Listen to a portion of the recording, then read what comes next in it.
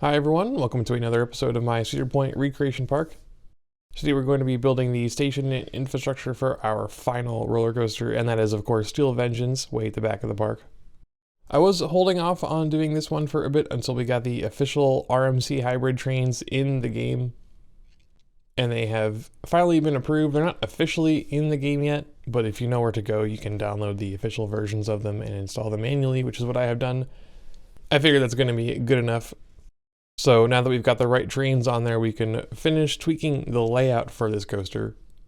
As I mentioned before, way back when we did the original ride build in Phase 1, Steel Vengeance is one of those very problematic coasters, just because of its layout and all the weird diagonals it has going on. I did a significant amount of tweaking this time around on the layout because I wanted to get it even better than before. One thing I did was to tweak the first hill to make it a little bit taller to give it some more speed through the layout. And I also wanted to do what I could to make sure that the mid-course brake run worked.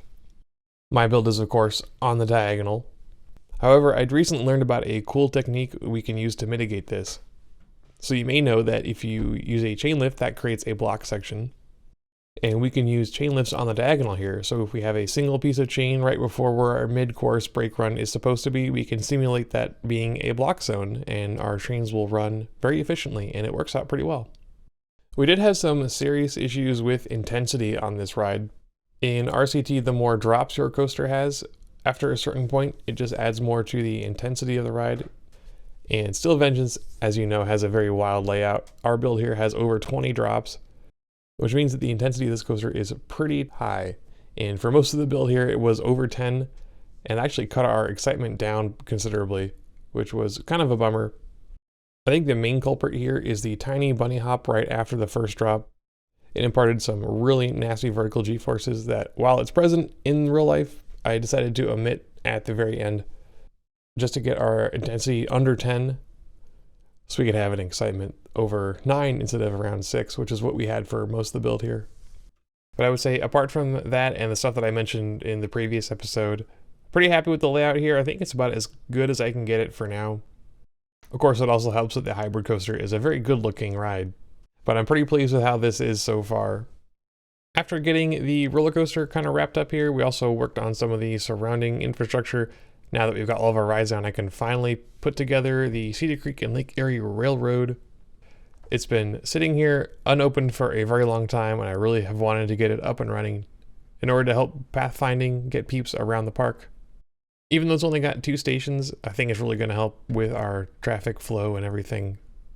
However, this whole area around Steel Vengeance, as far as the pathing and shops and things goes, was really difficult for me to figure out. The layout here is just kind of strange, and it was really difficult to fit in all the shops and buildings and everything in here in a way that I was pretty satisfied with. So I went through a few different iterations on the layout here. We're of course going to be tweaking it more as we go, as we build some buildings here in the next phase. So things are going to look a little bit weird here for a while as we figure out how these things are going to get laid out. I have a feeling that despite our best efforts, this is going to be another one of those places where we're going to see a lot of lost peeps, because there isn't really a whole lot over here besides those buildings. They're just a lot of big empty areas of path. Hopefully it won't be too big of an issue. We've already had a lot of issues with pathfinding, and I can't imagine it's going to get any better as Steel Vengeance is opened up, because the entrance is way in the back of the park, and it's going to be very hard for a peep to find. As I mentioned before, of course, this is the kind of thing that we can kind of mitigate with some hidden underground paths. But I don't want to build anything like that until the last possible minute, since those kinds of things can be affected by our building layouts. You may think that with our high park rating, we don't really have a lot of pathfinding issues, but in fact, I've been using the cheats to keep our guests happy because I want to keep it populated here in the park, so I can notice and correct these pathfinding issues when they do happen. So every once in a while, I've been going through the cheats menu and making everybody as happy and satisfied as possible. I think with this phase, and especially with the next phase, as we make more infrastructure in buildings and we're adding a lot more food stalls and restrooms and things, that's going to help a lot, as a lot of our guest anger has come from lack of facilities. So improving on those things is going to help our park rating a whole lot. So after we got all that stuff figured out, there really isn't a whole lot to do for Steel Vengeance. The station itself is pretty simple. We've used a lot of the same techniques we have for other stations. So it's really just a matter of getting the paths looking nice, adding some custom footers, which took 100 years, but I got there eventually, and I think they look pretty good.